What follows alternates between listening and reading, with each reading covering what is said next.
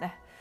4억 원 뜯긴 윤장현 전 시장, 가짜 권양숙의 자녀 취업까지 도왔다라는 주제어로 저희가 뽑았는데 윤장현 전 광주시장이 권양숙 여사를 사칭한 사기꾼에게 4억 5천만 원을 송금했다, 이 사기를 당했다라는 내용 저희가 대대적으로 또 보도를 해드렸었죠. 그런데 알고 봤더니 이 가짜 권양숙으로 불리는 여인의 자녀 취업까지 도왔다, 이런 의혹이 새롭게 불거졌어요. 네, 그래서 처음에는 이게 보이스피싱에 의한 사기 피해자인 것으로 알려졌죠. 그래서 이제 돈을 뭐 이제 필요하다 하여 결국은 4억 5천만 원까지 송금을 해놓으라고 이렇게 이제 이야기가 나와가지고, 근데 뭐 그 중에 상당 부분은 이제 대출을 받았다 이렇게 이제 이야기를 하고 계시죠. 그렇죠. 그래서 이제 그건 사실 요새 보이스피싱은 워낙 뭐 많이 발생하는 범죄고 누구라도 사실은 피해자가 될 수 있기 때문에 그런 부분은 뭐 지인이 어려운 지경에 처했다고 하면 충분히 뭐 할 수도 있는 일이 아닐까, 이런 이제 생각도 사실은 했었으나 문제는 그 사기범의 자녀를 취업 청탁을 했다는 사실이 지금 밝혀지고 있거든요. 그렇죠. 그런데 어떤 보이스피싱 수법에서 자녀가 취업을 해야 되는데 좀 부탁을 해달라 하는 이제 부탁을 하는 그런 이제 사기 피해가 있느냐? 전 그런 건 듣도 보도 못했어요. 돈을 보내달라는 보이스피싱은 있어도 취업을 시켜달라는 보이스피싱은 없다. 더군다나 이제 이분이 뭐 그 자녀가 본인의 이제 지인의 자녀인 것처럼 해서 이제 기관에다 부탁을 했다, 이런 이제 과정인 거거든요. 근데 보이스피싱 수법 중에 그런 종류의 이제 누군지도 알지도 못하면서 직위를 이용을 해가지고 뭐 취업을 부탁하기까지 이런 식으로 벌어지는 일은 뭐 본 적이 없어가지고 이게 정말 애당초에 보이스피싱이라고 주장했던 바가 사실인가가 이제 사실은 좀 궁금증이 듭니다. 그러니까 서로 이전에 알고 있었을 가능성이 이제 크다고 말씀을 하신 건데, 근데 이 자녀들이 어디에 취업이 된 건가요?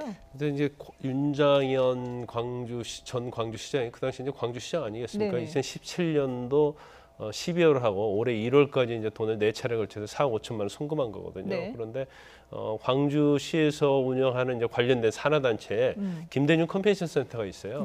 거기에 취직을 시켜서 한 7개월 정도 임시직으로 일을 했었고요.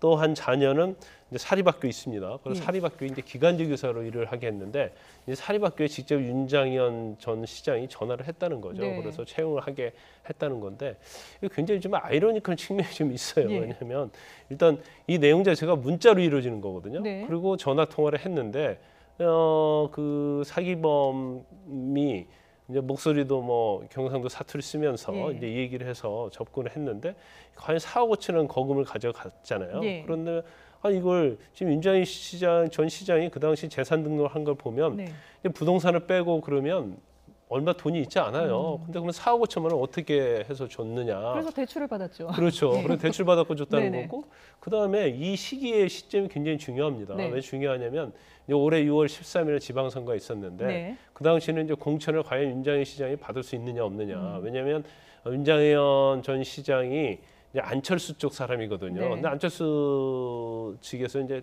탈당을 해가지고 국민의당을 또 창당했지 않습니까? 그래서 다음 시간 되지 못할 거라는 얘기가 좀 많이 나왔어요. 그래서 아마 그 보이스피싱의 그 여자하고 윤장현 전 시장이 나눈 대화가 굉장히 중요할 것 같아요. 거기서 마치 공천과 관련된 얘기를 했을 가능성이 상당히 있다고 봅니다. 그러다 보니까 그러면 지금 사실은 권양숙 여사, 그러니까 전 노무현 대통령의 자녀가 누가 있는지는 확실히 다 이미 언론에 다 알려진 거잖아요. 그런데 불구하고 그 여자가 어떤 식으로 사기를 쳤냐면 노 전 대통령의 혼외자가 있다. 그런 혼외자가 둘이 있는데 이걸 좀 취직을 좀 시켜주면 좋겠다. 이런 얘기를 했다는 거예요. 근데 그런 걸 과연 윤장현 전 시장이 믿었다는 것 자체가 과연 정말 순진한 것인지 아니면 좀 뭐 다른 측면에서는 좀 다른 말을 좀 할 수 있을 것 같아요. 그래서 이런 부분이 여러 가지 있기 때문에 처음에 윤장현 전 시장에 대해서는 보이스피싱이 이제 피해자가 됐었거든요. 근데 지금 검찰에서는 이제 피의자로 입건을 했어요. 그래서 아마 공직선거법 위반과 관련된 부분, 그리고 채용과 할 때 어떤 시장으로서 직권남용을 행사했는지 여부, 이 부분에서 조사하려고 하는데, 이제 의료 선교봉사를 네팔로 갔거든요. 네네. 그런데 관련된 사람은 다 돌아왔는데 지금 윤 시장만 네팔에서 지금 안 돌아오고 있어요. 예. 그래서 그게 초미의 관심사입니다. 예. 뭐 말씀하신 것처럼 전직 시장에게 과연 이런 일이 어떻게 발생할 수 있었을까 많은 분들이 의아해하셨습니다. 이번 사건과 관련해서 경찰의 얘기를 잠깐 들어보겠습니다. 기망에 당한 상태가 계속되고 있다고 봐야 돼요. 어떤 면에서는 윤장현 시장이 순수해요. 예, 경찰은 윤장현 전 시장이 순수하다 이렇게 얘기를 하고 이제 보이스피싱의 피해자라고 경찰에선 처음에 그렇게 봤었는데 글쎄요 지금 이거 순수하다고 봐야 될까요? 뭐 처음엔 저도 순수하다고 봤었습니다. 네. 네, 어떻게 저렇게 이제 뭐 유명 인사도 보이스피싱의 피해자가 되네 그렇죠. 이렇게 생각을 예. 했는데 문제는 지금 뚜껑을 열고 보니까 이게 사실은 보이스피싱이 아닐 가능성이 굉장히 높아 보이고 네. 뭐 지금 이 여성의 자녀들을 보증을 결국은 쓰는 거잖아요. 소개시켜 준다는 게. 그러면 아마도 상당 부분 신뢰관계가 있지 않을까 이런 것들을 의심을 하게 되는 그런 이제 상황인 거죠. 예. 네. 참 근데 이게 예. 작년 12월부터 이제 돈을 송금했는데 네 번에 걸쳐서 네, 돈을 송금했죠. 그런데 예. 올해 9월까지도 권양수에서를 믿고 있었다는 거예요. 네. 그래서 올해 9월까지 서로 문자 메시지를 주고 받았다는 거죠. 네. 그럼 본인이 사실은 광주시장 출마 선언을 한 다음에 예. 일주일 만에 본인이 출마 포기를 했거든요. 네네.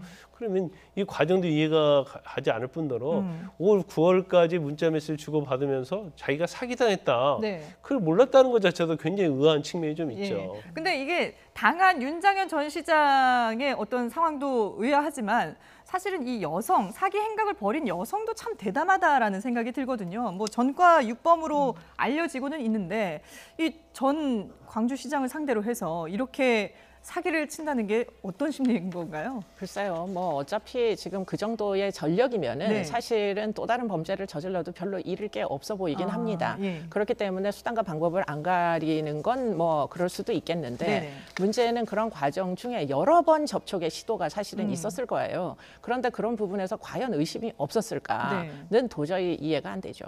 네. 그렇군요. 참 황당한 상황인데 뭐 일단 윤 전 시장은 네팔로 출국을 했고 그리고 검찰과 경찰이 출석 요구에 응하지 않고 있다고 합니다. 글쎄요, 과연 이 사건은 어떻게 마무리가 될지 저희가 또 계속 지켜보도록 하겠습니다.